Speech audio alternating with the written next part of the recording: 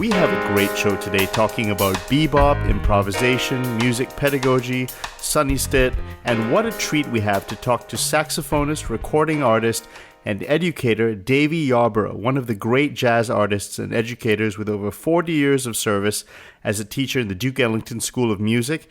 As a performer, band leader, composer, and arranger, Davey has worked with Sir Roland Hanna, Wynton Marsalis, Billy Eckstine, Shirley Horn, Lena Horne, Joe Williams, just to name a few. He is the founder of the Washington Jazz Arts Institute. Davey, welcome to the Nikhil Hogan Show. Oh, thank you for having me. Really a pleasure to talk to you today. And we are we're such fans of bebop and such fans of that period in time with Charlie Parker, Bud Powell, Sonny Stitt. You knew Sonny Stitt. In fact, you were a student of his. How did you get to meet him? Well, his wife at the time, Pam, taught in the school system here in the district. I'm a native Washingtonian, and I met her one day and told her that I'd been listening to Sonny Stitt for years, just loved his music, and told her that I'd like to meet him, and I had met him, but I'd like to study with him. You met him previously? Yeah, he was playing at one of the high schools, McKinley High School here. I wasn't attending it. I just went to the concert, and I got up the guts to go backstage and introduce myself to him, and that was my first lesson. And the first lesson was when I introduced myself, I told him that I played saxophone. I said, I play saxophone too. And he said, you do? He said, I don't play the saxophone. I studied the saxophone, so don't you ever tell anybody that. Well, wait, why did he say that? What was that in his personality that made him say that? Well, it actually, part of the conversation, because after I told him I played, he immediately asked me, well, who invented the saxophone? When was the saxophone invented? Why was it invented? And of course, I was thinking further and further into my shoes as he asked me that. And then at that point, he said, well, don't tell anybody that you're a saxophone player. I'm not a saxophone player. I studied the saxophone. And of course, that it hit home. It really hit home, especially knowing the volume of music that he had played. For him to say that. And it's true. I mean, first of all, I haven't even caught up to him yet. And there's so much more out there to do. How old were you, Davey? How old were you at that time? When I met him? Yeah, I was about 15, 16 when I met him there. And that was just that was my introduction to him. We had a little conversation after that, and I went on, for a couple of years, because he passed in 1983, maybe 82. And so I was just in undergrad, and when I started studying him a whole lot. I was studying a lot when I got to college. I didn't really start studying about him until I got to college. But once I met him at 16, I knew at that point I really wanted to learn more about what he was doing. So I just listened to a lot of his music. And then I met his wife, like I said, when I was basically getting ready to go to grad school. And she said, she gave me his phone number in New York. And I called him, and I told him I'd like to study, and I got a grant through the National Endowment of the Arts, to a study grant, a fellowship, that would allow me to study with him. And I asked him if he would write a letter on my behalf so that I could get the grant, and he did. And he would call me when he came to town, because at that time he was living in Maryland, nearby Maryland, Tacoma Park. And I remember, I knew that because the second time that I saw him, I didn't speak with him. I was at a friend's house who lived right on the street that he lived, and he drove by. And my buddy told me, say, man, you know who that is? And I said, no. He said, Sonny Stitt. And I said, no. He said, yeah, he lives down the street. And anyway, so then I knew where he lived. And after that was when I talked to his wife, and she gave me his phone number. And actually, I talked to him, and he agreed, and I got the grant. And like I said, when he would call me when he was coming home from wherever he was, and coach said, "Come on over," and we go by. And the grant was only supposed to allow me to study for an hour, but our lessons were usually 2.5 hours, 3 hours. Do you actually remember your first lesson with him? Oh, I'll never forget my first. That was really my second. My first lesson was when he told me that remember that I was just studying, that I didn't play. But the very first time I sat in his basement and or stood in his basement, he sat and we were talking. He actually said, "Go ahead and play something." He said, "Just play something for me, anything." So I chose Red Top, and I played what I thought was the melody, the Red Top. And before I could even get to trying to do any type of improvisation, he stopped me. He said, "That's not Red Top. That's not. That's just the Red Top I know." He said, "Yeah, but that's not how it was written." And he said, "If you're going to study this music, you need to pay homage to the composer of the song and play the melody right at least once." So, and at that time, I knew from that point on, I knew what I was going to be in for. So,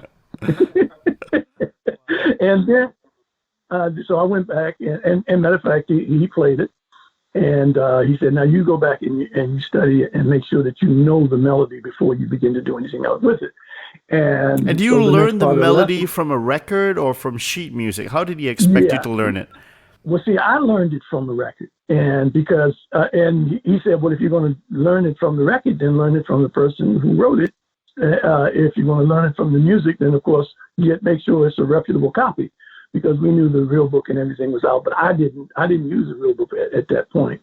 But when I did get the real book, because I found out first that in the version that I got, there were a lot of edits in the beginning of the book saying this song and this song. So it just brought back the memories of what Sonny was saying, and. But as a matter of fact, I was mostly self-taught until I got to college. When I say that, I played in the bands. I had a pretty good ear. I'm not no perfect pitch or anything, but I would sit next to the high school that I went to. They played the same songs every year. So I started off in last year, and by the time I graduated, I was in first year because I'd memorized what my neighbor was playing. Wow. So that's another long story. Well, let's take it apart now. You brought up the real book. Mm-hmm. I have a question now. What did he think of fake books and real books and that sort of thing? Well, we didn't talk about him at all. I didn't talk to him about fake books at all. I don't think he really cared about them. He was more, it was the type of lesson that we had wasn't the academic lesson. He actually wrote my lessons sometimes while I was executing the previous lesson. And this was the thing that really, I was awed with Sonny Stitt because all of the stuff that I heard, I could never hear him make a mistake. That's just how, and I asked him, I asked him one of the lessons that I had, I finally got up and got, I said, "How is it that you can play all this music and never make a mistake?" And his answer was, "I'm not allowed to make a mistake." And that the only thing that I ever heard, there's a lot behind that, how we got into that conversation. He went upstairs about, I guess after the second hour, and asked me if I wanted some ice cream. And when he got some ice cream, ice cream. Yeah, he came back down with a couple of bowls of ice cream. But while he was upstairs, he had in his basement, there was stacks at least 3.5, 4 feet high of LP. So I said, let me see what he looks at. What he listens to. And so I started thumbing through them, and it said, Sonny Stitt, Sonny Stitt, Sonny Stitt, Sonny Stitt, Sonny Stitt, Sonny Stitt, Sonny Stitt, Sonny Stitt. And at that point, I found out after a little research that he was the most voluminously recorded saxophone player at one time. Wow. and of course, everything that I ever heard from him, again, I loved everything. It was smooth, it was clean, it was clear. Well, forgive me, Davey. I apologize if these are very boring technical things, but so you said he was writing down a lesson. So what would a lesson be? A lesson, well, he wrote lines for me. And he would say, I want you to come back with this in every key. And that was my introduction to, and he explained, he said, the instrument has to become a part of your brain. He called it, after a certain amount of practice, I became free. He said, and what he was saying was that whatever I thought or whatever I heard would be channeled through my instrument from my brain. So his whole thing was just the ear development and the practicing of the combination of sound and what your body needed to do to create that sound. And but like I said, he would write my lesson in ink and stand up and hand it to me. And stand up and play it and then hand it to me. And I would look at it, and this ink is very seldom. Maybe I can't. Maybe it's about 3 or 4. I wish I still had that. By the way, moving around a lot, I got away from. Those lessons got away from me, but they were ink, and they didn't have mistakes either. He's given me a lesson. He's writing these things down, these lines and patterns that he would give me to learn in every key. And then he stand up and play them and say, okay, next time I come by. And we didn't get a lesson every week because of his schedule. But like I said, he would call me when he would come to town. So if he was out for 3-4 weeks, that he was out. But he was expecting, the longer he was out, the more he was expecting me to be ready for him. Well, so he would write lines. Did he explain how he navigated through chord changes? We didn't. We didn't really talk a lot about that outside of the fact of understanding the relationships of the 2-5-1s. And matter of fact, I had one time somebody, I'm not even going to mention their name, referred to me as 2-5-1. But yeah, that was one section, that we worked with. But he was more about learning the melodies. Really, really internalizing the melodies and playing your interpretation of the melody, as opposed to in terms of what we were doing in these classes. And because I guess by answering the question that I was asking, he was trying to get me to be able to play whatever I heard when I wanted to. He said, and then he said, what you're doing, if you're improvising, you are creating melodies against other melodies, or just creating melodies. And so he felt that the better I knew the tune, in terms of also knowing the lyrics. I just looked up. My wife is a vocalist, so you learn the lyrics when you work with a vocalist all the time. Did he expect you to transcribe solos and learn them and memorize solos off records, like Charlie Parker solos, his solos? He didn't do that. I had an instructor. I had several. Well, I studied with quite a few people. Since once I got to college, the world opened up to me. I went to Fellow City College, UDC, and Howard University, and at that point, I had been introduced to so many different people. I even did a assistantship in grad school with a theorist, jazz theorist by the name of Robert Williams. I was like the control group, and he was the test group. He was experimenting with a book he had called The Music Maze, and he was trying to explain all of the various tiers of playing, moving towards outside. But like I said, all of that, I didn't do that with Sonny. With Sonny, it was, learn the tunes, learn the lines that he would give me, understand the relationship. But of course, that's by, knowing the scales and stuff like that. And he didn't have me play a lot of scale. His recordings are unbelievable. How does he play so many notes? Well, I had to attribute that to, by the way, my wife is Esther Williams, but she had a chance to study with his adopted father, Edward Boatner, Professor Edward Boatner, New York. He was a theorist. He was a theorist and a vocal coach. And and I got this from Professor Boatner, that his thing was the practice, spending the hours on the instrument. And he played. He said he played. He didn't give me the hours, but I got the idea that it seemed like that when he got up, he did more playing than he did anything else in the world. And just learning that instrument again, his explaining to me about extending the brain through the instrument. So, and I'm not I love bebop. I played Cannonball and Charlie Parker and a Monk and all. I love the music, but I'm not known as a bopper. Even though I played it, I mean, I've done tributes to those. But the way that I did that was learn their tunes and then interpret them based. And Sonny was about the melody. Billy Taylor was about the melody. A lot of the musicians that I worked with, and Sir Roland Hanna was he was, and I call that is not even old school. That's just school for me. That as the music started moving on, and it has, and of course you have to survive, so you have to play everything.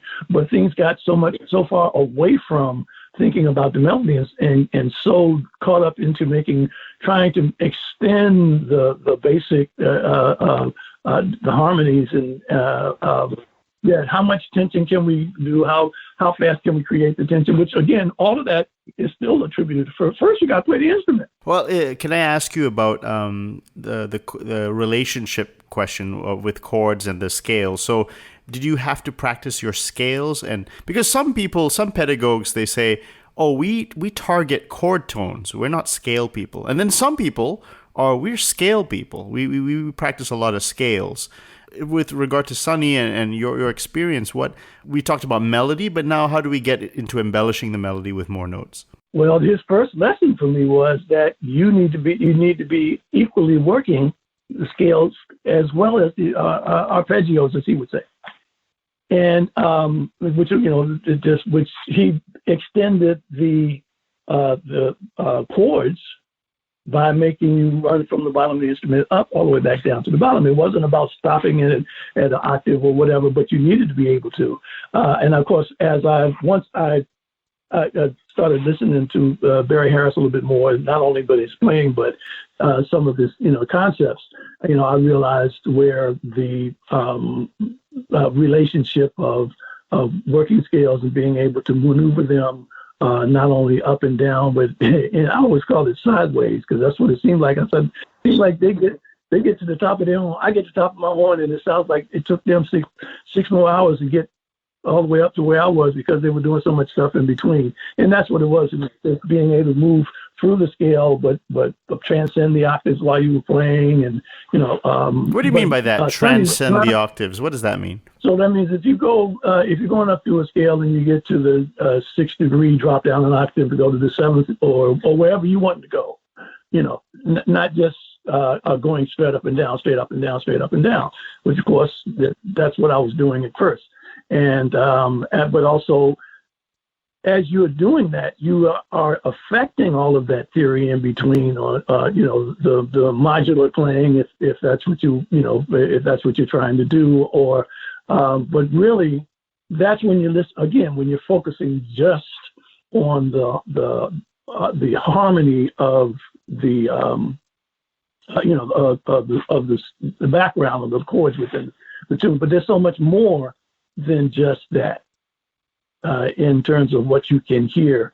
And I never forget a line that Donny Hathaway mentioned when he was at Howard. And I wasn't with him. I just know about this.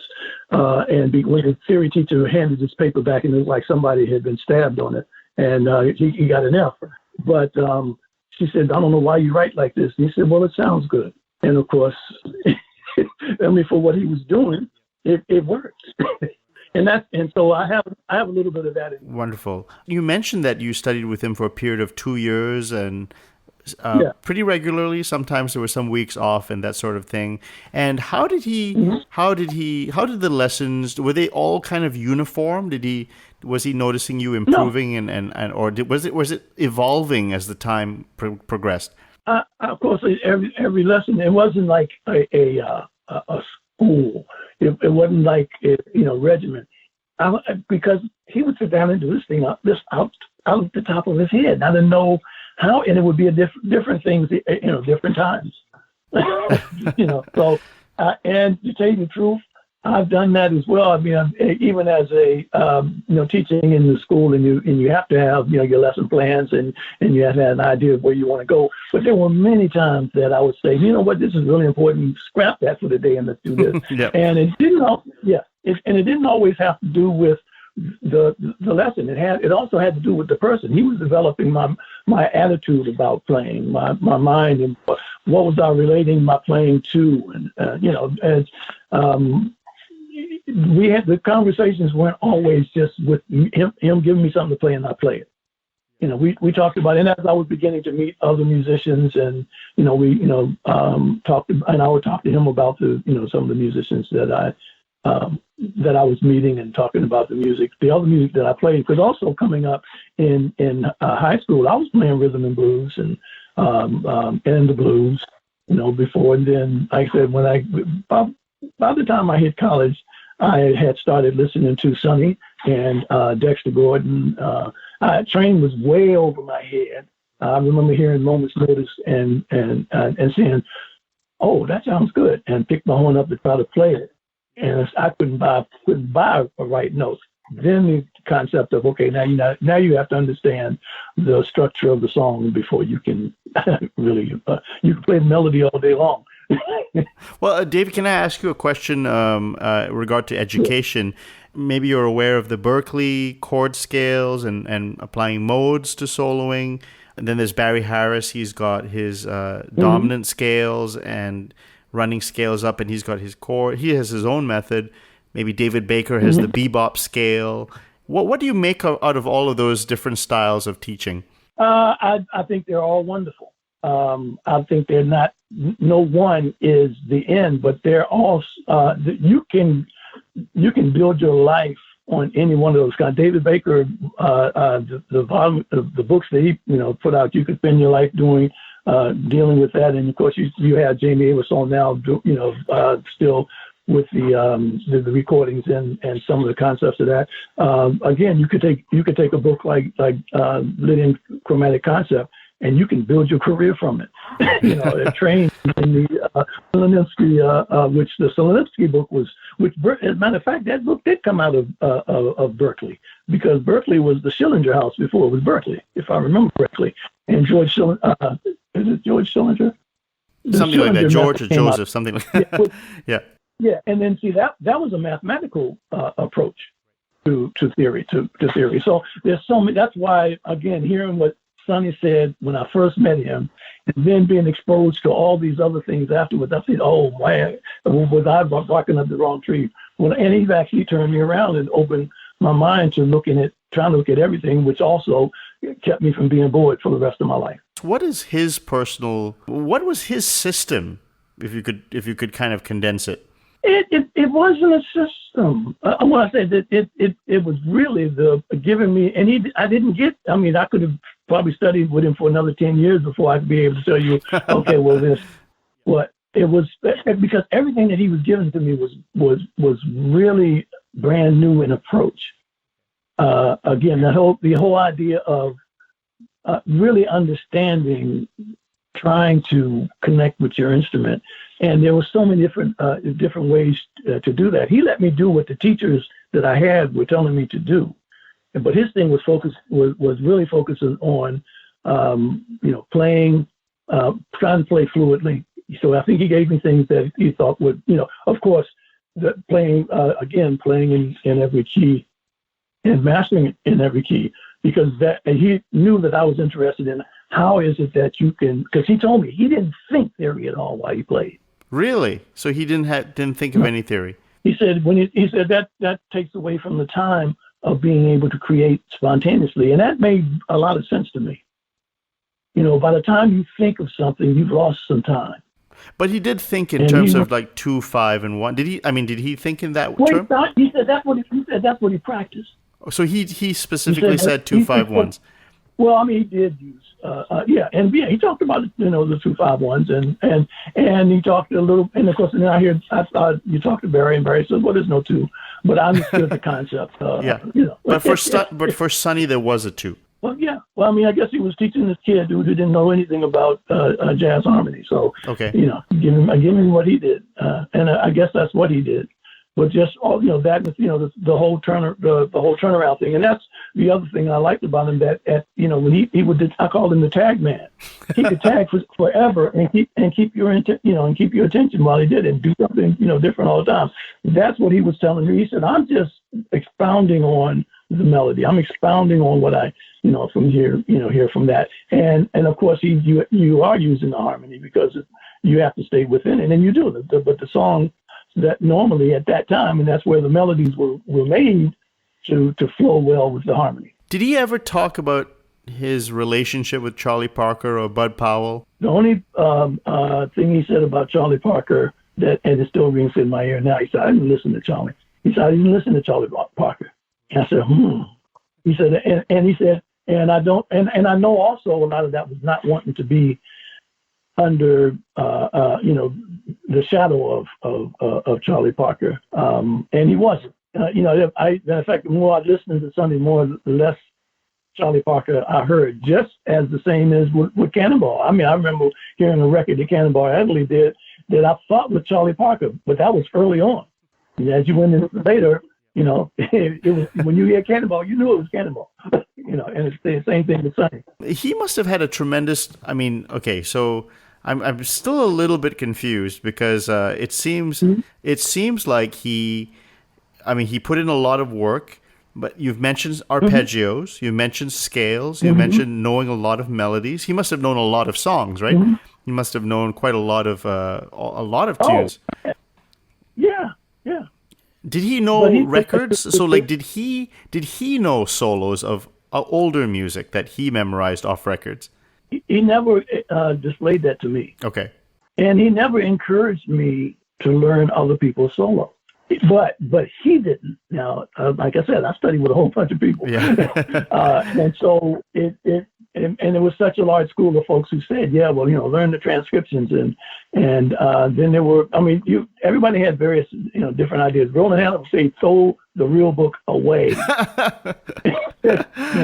So, again, I'm 67 now, so we're talking about that Sonny Stitt was in the 80s, so we're 20 years beyond that, and there were other artists before that, that I was exposed to. So that's why I said I'm not I'm a student of Sonny Stitt, but I'm not a disciple of Sonny Stitt, if you understand. I'm a student. I'm still a student of his ideas, because I'm still trying to get to that free point that he talked about, of being totally free and not having to worry about trying to keep up with this thing. It's more, what can I add to it? I want to talk about harmony a little bit, and if we go back to bebop harmony in that particular style, do we talk of chords like? One thing that I found interesting was, for instance, Barry Harris says things like, Monk doesn't call things a minor 7 flat 5; he calls it a minor with a 6 in the bass. So, to that regard, does someone like Sonny Stitt, does he say terms like F major 7 or C minor, D minor 7? Does he talk in the language of chords that way? He did, yeah. And if he didn't, I probably wouldn't have understood what he was talking about. Again, I think he may have taken me further later. Yeah. I don't know. Again, I don't know, because he left so soon. As far as as far as my getting a chance to work with him did. But yes, he did speak in those terms. Okay. How do you play the changes, Davey? If you could explain to my audience, if somebody wanted to play jazz in kind of Sonny Stitt style, how do you connect the changes and make it sound like bebop correctly? Well, generally, and I usually accompany the students, with the chords and whatever. So I do give them the pro. I don't teach from the Sonny Stitt totally from the Sonny Stitt style. Okay. So I'm utilizing a little bit of everything. I use some of the concepts of Barry and Billy Taylor and whatever. But when I say that yes, I am an advocate of learning the chord structure and looking at the functionality and the relationship between one chord and the next. The whole concept of not the modes, but the 3-6-2-5-1s, and as well as the modes. I mean, all of this. Teaching at Ellington, I had to walk a tightrope because one, and I did want to correct you, Duke Ellington School of the Arts is not a school of music. I was in the music department, and that's what it was. We were a music department. So I had to give them as much Marcel Mule and Jean-Marie Londex, and as I would have to give them Charlie Parker and Sonny Stitt and Cannonball and Dexter and a myriad of Sonny Rollins. I mean, again, a part of my playing, I always felt that Sonny Rollins and Sonny Stitt had similar thoughts about playing, about creating the melodies. As opposed to, not as. Could you elaborate on that? That's very interesting. Playing changes. To me, it's great. It makes for beautiful sounds, but it's playing changes as opposed to creating melodies. And what drew me to Sonny Rollins was his melodic playing. Sonny played changes, but he played melodies. That's the thing that distinguished him. And so did Charlie Parker and Eddie Harris. It's the combination, and that's why it's so. It will take you so long to get to where you want to be, especially if you have, if you're not doing this when you're young. And I have to say that up front. If you don't start this out when you're young, you have so much to catch up on. So, because it keeps evolving. That's the whole. My problem with the education system now is that the basics cannot be thrown away because we've moved into the next level of understanding. What is your definition of the basics? Again, in music. But this is in math and anything. I mean, they don't do civics anymore. They don't do in English. They don't. The brain won't go there because I've been in the music right now. But the structure of grammar and all of that, and phonics and that, all of those type of things. Well, the same thing in music. One, define music. When I went to college, they handed me the Harvard Dictionary of Music and told me that I needed to memorize it. I'm in college, and I'm trying to take all the other courses, but I needed to memorize it. So as I started, I remember looking specifically at the definition of music in the Harvard Dictionary, and it was a page and a half. And it described all these things, but when I finished reading it, I came up with the idea that I needed something, when I passed this test, I needed something quick that I could, get through that word and get through all the rest of the terms that I got to do in this field, in this book. So it boiled down to me as organized sound. So, and that was the thing. I wanted the music, the theory teacher, not to be able to refute my definition, but it didn't have to be a page and a half. With regard to theory, now that's a very broad term. You could have, there's classical harmony, there's jazz, contemporary theory. Actually, we talked about different educators, and you said they were all actually quite good. But other things that you think are emphasized too much now, or things you disagree with, or the things that you are very, very passionate about with regard to teaching the theory? No, I am. To answer the question is all of the above. I think that the best part about jazz is that everything is necessary. Everything is necessary. There's no one school that's better than the other, do I disagree with approaches and various pedagogy? No, I don't. Music is about the individual. It's the gift. I feel it's a gift from the Creator to each and every individual. And they hear music as they hear music, and they write and compose and feel music the way that they feel it. And if the rest of the world gets along with that, that's great. So there's no artist that I'm going to tell you, I hate them, or because they do this, or I don't like this, or no, I don't at all. You mentioned Dr. Billy Taylor. Did you have a friendship with him as well? Yes.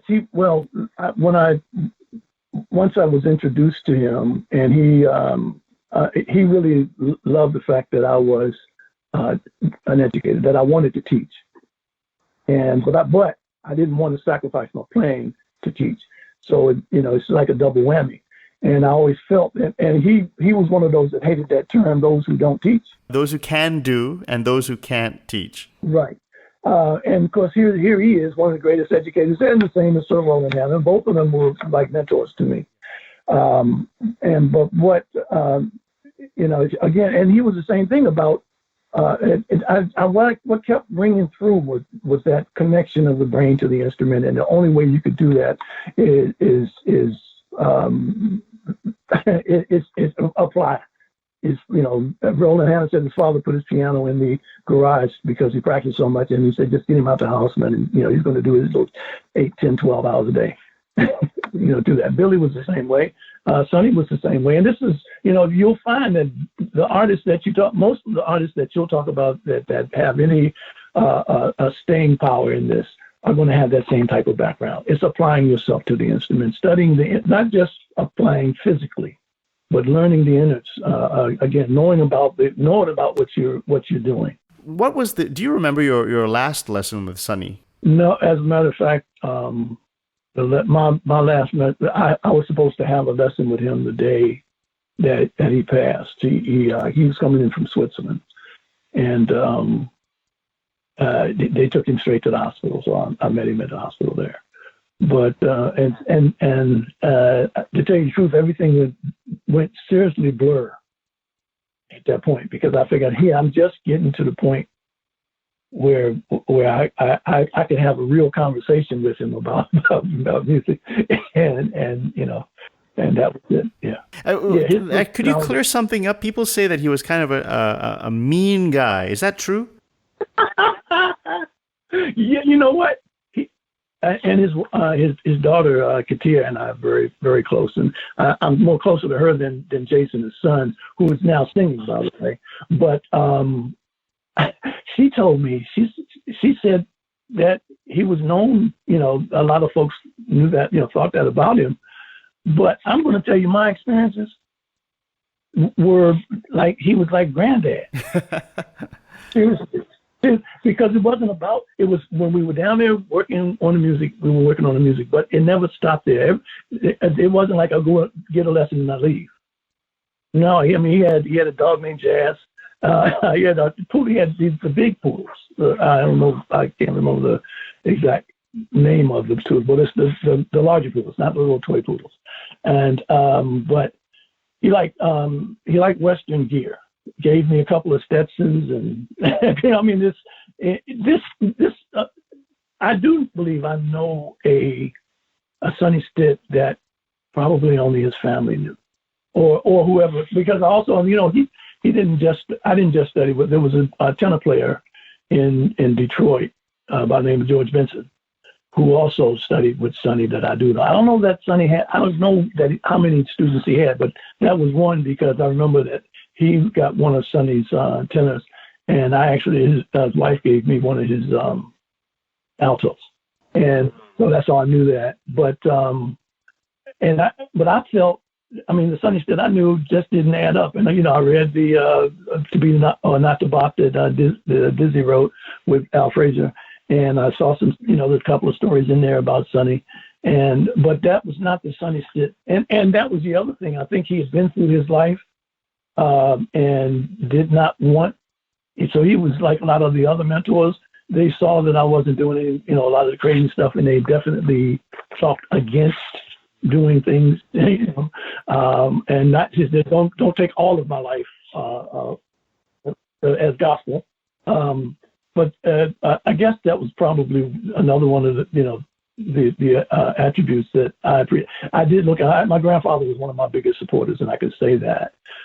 So that you understand, when I could mention him as a grandfather, that he took that much interest in me personally, as well as, and Billy Taylor did, and Sir Roland Hanna did too, and Frank West. Did he for instance, in a lesson, if you played something that he liked, would he tell you, or would he point out that was really good, or you could do something better here or something? Did he show you different lines on the spot for chords, over chords, or something like that? Yeah, but most of the time that was what he because I was doing his lessons, and he had chord changes on his lessons as well. And yeah, so I would play through it, and but a lot of times he would play it before I would, and then when I got back, he'd say, okay, well, and he'd sort of like allow me my interpretation. But if I did something that was like just he felt was totally wrong, then he would let me know. Did he have any rules in terms of improvising? Like he said, don't do this. Like would he have stuff like that? Actually, no, he didn't. He didn't tell me, no, don't play that. Don't play. Don't play. Don't play the major seven. It was more like he may have said, well, if that's the way you heard it, and he may say, well, I would have approached it like that. But if that's the way you heard it, he was more about me expressing myself. Did he identify himself as a bebop musician or a jazz musician? How would he have described himself? It was strange that we never even talked about that. Yeah. Now that you're saying that, it was about music. Wow. And if you notice, one of the first records that I bought of Sonny Stitt was the Bojangle record, and he was doing Michael Jackson tunes, and Ben, the movie that came out, Ben, I think that's one of the ones. He also did spiritual stuff. He did on that same record, Yes, Jesus Loves Me, and it was just him interpreting the the melodies, again about the melodies and the improv. So no, we never really talked about. He didn't want to. I don't think he wanted to point me into any one genre. So he wasn't. And, he didn't want to turn you into the next bebop king, basically. He just let you be free. And he didn't want me to be him. Yeah, he said, no, you'll find your way. Is what he said.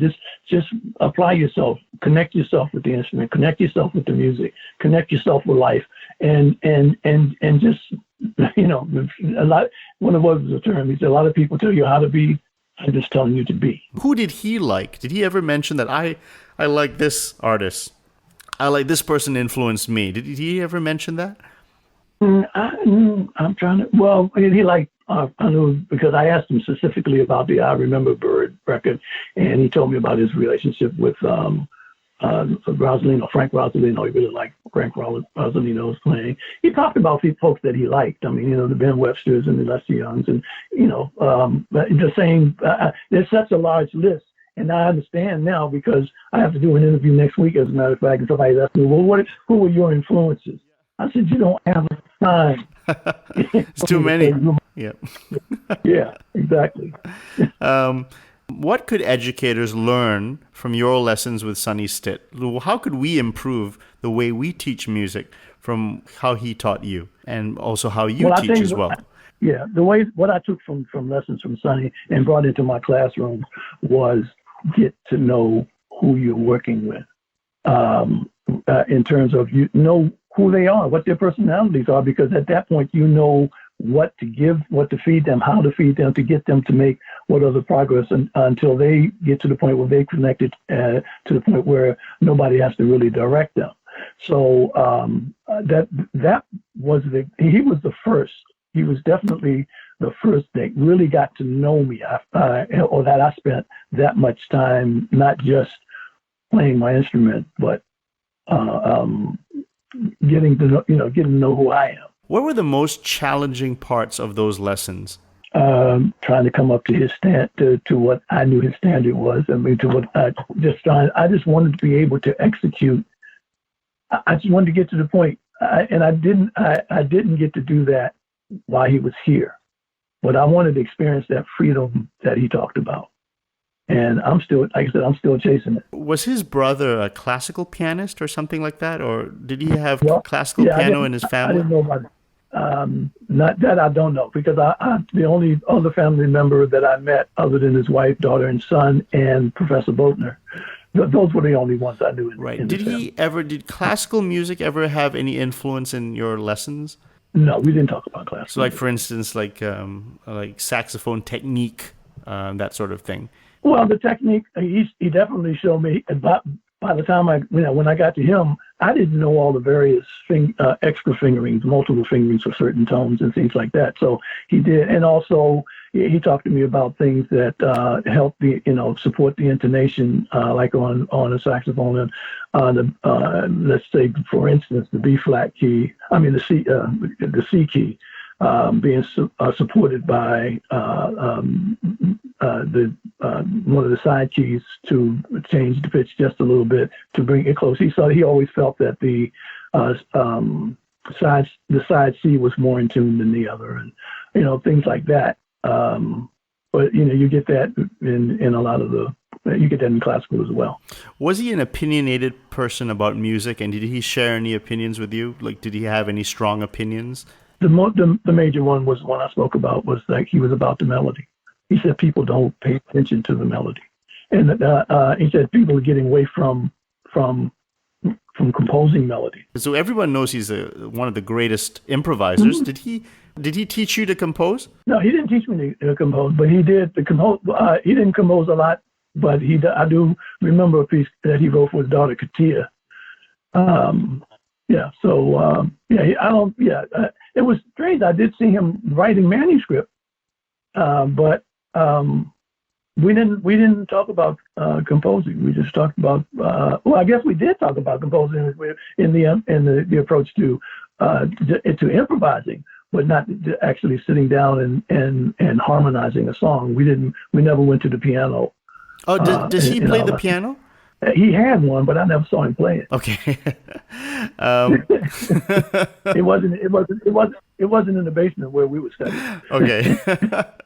Yeah. So if he wanted to improvise for him, it was just solo saxophone then. Solo saxophone, and that's the way he felt. He said, if you have to have a band to play, then you're not listening. He said visualize the greatest rhythm section that you can think of playing behind you.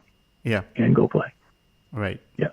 Tell me about the Washington Jazz Arts Institute. Why did you found it, and what are you planning, and what work do you do with it? Okay. It came about, there was a young man named Anthony Nash who was an artist, a visual artist. He graduated as valedictorian and went to the New York Art School. And after his first year, he came home, of course, for the summer, and was killed in a not great situation. We'll put it there. But I was a counselor at that time, but I was still playing, and I had done my student teaching at Ellington. But my first job there was as a counselor, basically like a truant officer. But he would stop by he was very intelligent, stop by my office, and we've got to have a pretty good relationship. And it just wiped me out, that all that talent and skill. When I came back to school in September and saw that on the desk in the office, it just took me in I could just visualize all of and I had two students, a drummer that was killed as well.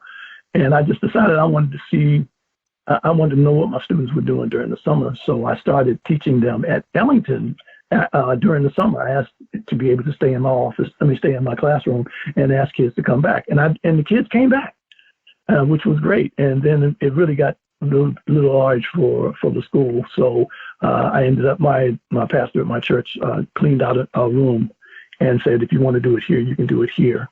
And that's where, and I started out by myself. And eventually I had two students, Brian Settles and Jessica Boykin at that time, who ended up going to the new school. But before they went, when they graduated, they came to me and said that when we finish college, we're going to come back and we're going to help you with this, because they understood, what I was trying to do. And when they came back, sure enough, when they got their bachelor's degrees, they both came back and said, okay, what can we do? So the three of us started summer, keeping the summer program going. We started the program on Saturdays, and Saturday mornings for 2 or 3 hours if we could. And it grew from there. A lot of the other, and part of my concept was, passing it on, because that's what that's what all of the artists that I worked with, the John Malachis, and then here at Buck Hill, folks in D.C. who were also, mentors. And I remember when Dr. Dawkins was the first thing he said after I studied with him for 7 years, as a matter of fact, in undergrad and in grad school, because he taught at both schools. And I asked him, I said, "You've done so much for me and exposed me to so much. What can I do, for you?" He said, "Well, you don't owe me anything. I only want you to pass on what I've given you." And that's what I've been doing. So the combination of that plus understanding that here you invest. I spent a few years investing. I taught it at a middle school, and the high school, which was the school where I actually met Sonny Stitt, had a music program. At the high school, I had a music major, which is the only high school at that point that had a music major, and the school closed. So the students that I had in the middle school who were slated to go, they're free to school with that high school, I saw a couple of them the next summer, and they said, "We're not in a band anymore. We don't play anymore because we don't have music at the school." So that the combination of all of that, and also the declining of the music programs in the school system, gave even less to the community. And this was my way of giving back. By providing lessons. And we provide lessons for the kids free. I now have on my staff probably 6 out of 10 are former participants in the program. So we're doing more than just learning jazz. That's why we call it Jazz Arts Institute. It's, again, getting them to understand the music that came out of their community, as well as the history of jazz. And this year we initiated our first documentary program. So I had a film producer and his assistant come in and teach the kids how to interview and film. And we did a phase one. We call it in their own words. So one of the problems that we also had in DC was a lot of the musicians had passed with no documentation. So they went out and they've been interviewing the elders that are here now, my elders that are still with us. I talked to them and the patrons about the jazz culture in Washington, D.C. So the idea, again, is eliminating the generation gap, because I found when I took the kids to play concerts, and we do free concerts for nursing homes and hospitals and whatever, but the elderly related so much to the music that they were playing that they wanted to talk to them, and the kids got a big kick out of learning the real history of jazz and jazz in Washington, D.C. So that's what we're doing at this time. We do it completely free to the participants. And we try to support them from the time that they decide that they want to be an artist, and encourage them to also pass it on, but also to go through their life, through their careers with some support, because it's a each one teach one concept. And then when you become a senior, when you or you decide to retire, that you come back and all that expertise that you have, you can take it on to the next generation. Wonderful. I think you're doing fantastic work. And I think let's end off on a couple of fun questions. I'm going to ask you, what is your proudest musical moment in your long and storied career? Wow. Wow. I've had so many. I remember how great I feel. When Carter Jefferson passed. Yeah, give me a few then. One of my former. Yeah, I'll give you this one at least, and I'll probably give you some more. But when Carter Jefferson passed, and Carter was from here, but he was in Copenhagen when he passed away. But one of my former trumpet students, Dennis Jeter, was road managing for Wynton.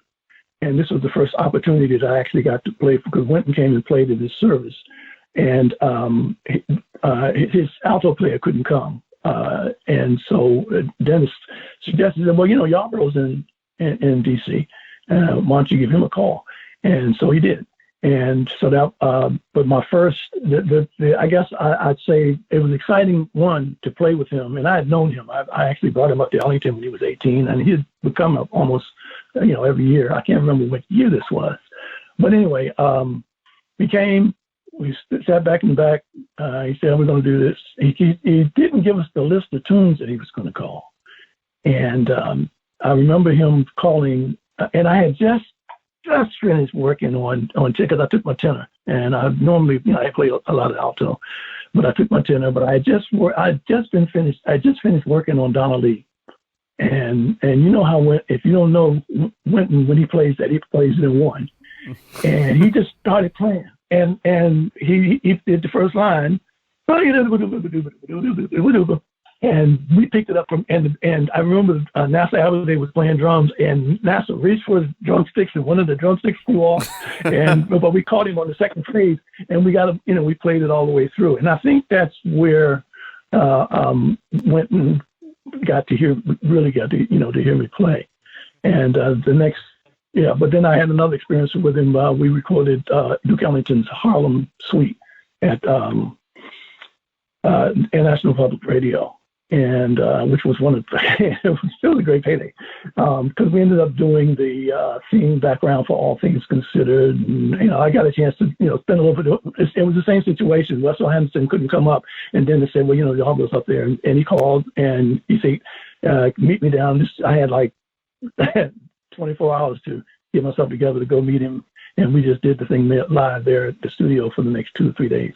That's just a couple, but I've had, like I said, I've had numerous blessings in terms of, If you could go back in time and meet any famous musician, any great musician, and you could chat with them or play with them, who would it be?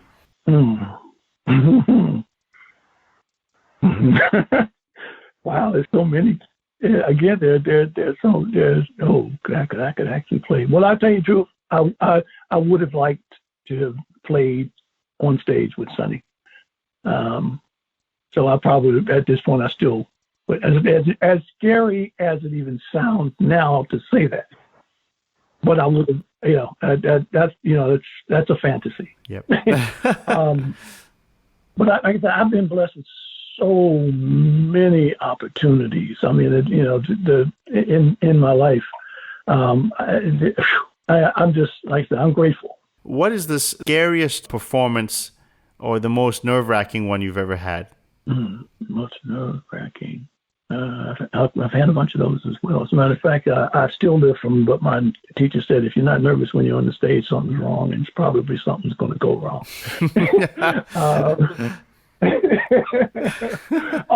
I can give you one though. I worked at a place called the Ice House Cafe. It was a nightclub, and it was a duo. I would piano player and duo. And one night, the piano player, Ellsworth Gibson, and you may not know him, he's another one of the DC giants of jazz, didn't make it. And so the owner of the club said, look, my patrons paid to hear music. So, you're here. So I did a 4-hour gig by myself on solo saxophone. And as a matter of fact, I did the weekend like that, but it was that first night. I guess that was probably, I said, now, okay, I got to do it. And thank God for Sonny Stitt, because the lessons were not accompanied. Right. And it was almost like he was sent to prepare me for that day. And I kept the gig. Well, we talked a lot about Sonny, and I think the last question should appropriately be about Sonny. Give me one final reflection on Sonny, your relationship with him, what he meant to you, and what young musicians can take away from a figure like Sonny Stitt. One is that I find that the majority of the musicians are open to young people, that they really want to pass on what they know.